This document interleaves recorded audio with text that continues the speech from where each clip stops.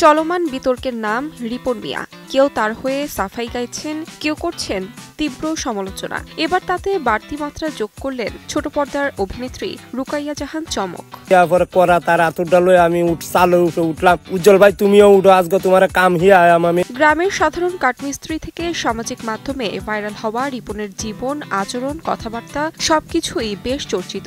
বুধবার রাতে তার প্রসঙ্গে দীর্ঘ এক স্ট্যাটাসে চমক জানিয়েছেন, সব দোষ রিপন মিয়ার। স্বার্থের আঘাত লাগলে নিজের বাবা মাও তার সন্তানকে টেনে নামাতে পারে। রিপন মিয়াকে নিয়ে সবাই প্রশ্ন তুলছেন, কিন্তু মুদ্রার অন্য পিঠটা কেউ কি দেখেছেন? তার মা বাবা কি একবারের জন্য তার সন্তানের কথা ভেবেছে?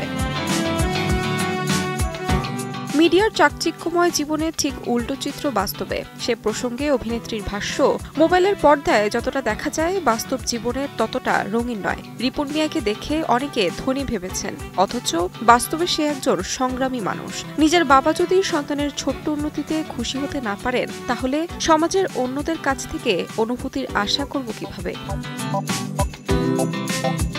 চমকের এই পোস্ট ঘিরে নেটদুনিয়ায় চলছে মিশ্র প্রতিক্রিয়া। কেউ তার সাহসী বক্তব্যের প্রশংসা করেছে, কেউ বা বলেছেন বিতর্কের মাঝে আলোচনায় থাকতেই এই পথ বেছে নিয়েছেন অভিনেত্রী।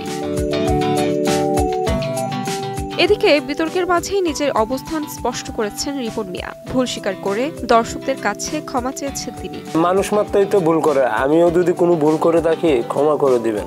সবাই কাজ করবা, কামের উপরে কোনো ওষুধ নেই। কন্টেন্ট বানাইতে হবো এইটা কোনো কথা না। আমরা হচ্ছে কামলা মানুষ, কামলা দেয়া খাই, এটাই বাস্তব। I love you. Tahmina Tonni, Somoy সংবাদ।